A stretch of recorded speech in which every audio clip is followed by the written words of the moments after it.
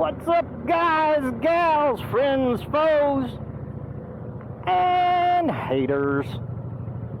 This video coming up today, we're gonna do a little test on a new mount I came up with.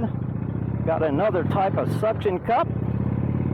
We are going to see if we can get old Betty up here to about 100 miles an hour. Yep, that's right, you heard me, 100 miles an hour, and give it a fly. And if the shit falls off, it falls off. We'll learn a lesson, but we're gonna show you that Hogtag collar mounts for anything, and that it will withstand. And this setup that I have, when I post a picture as far as in the video of if it can do 100 miles an hour, and if it's gonna give or if it's gonna hold. Y'all place your bets. And for all you haters out there that think you're gonna see something fall off, I'll bet you right now that it don't. So, hold on to your panties, don't wad your britches up, it's gonna be a ride. Watch it till the end, bye. We got the new little suction cup here on the front end, and we're gonna get it up to about what we can before, so we don't get pulled over. But we're gonna try to go here around 85, 90 miles an hour. All right, we're up to 65. We're up to 70. We're in 6th gear, and we're up to 80 miles an hour. We're up to 85. We're up to 90. 90 steady and holding. Let's see. We'll go on, gag it.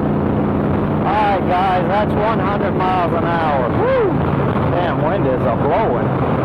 But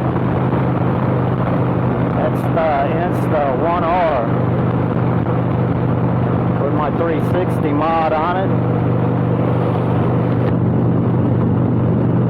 And it is a thumping. So that was 100 miles an hour, guys and gals. Tally-ho is putting it through the rough test, the tally-ho test. We're still 60 miles an hour on the ramp, but we're going to slow down. So, if your crap doesn't hold up to 100 miles an hour, it ain't squat. It ain't squat. But that's one thing that I wanted to do. I did want to test it. I got this new LS2 helmet on. It's a little bit different as far as pulling the windscreen up. It's on the top instead of the bottom because probably saw me put the face part down, and it rotates all the way back around 180 degrees. So I kind of like this helmet. I like it a heck of a lot better than the Shoei Neotech I have, because that thing, after about a couple hours, oh my God, even it was the right size, I could feel the snap buttons up in the front just digging in my head. It would give me an awful headache, and I'd have to take the other helmet, my half helmet, with me, swap it out, just because I couldn't take that Shoei anymore. So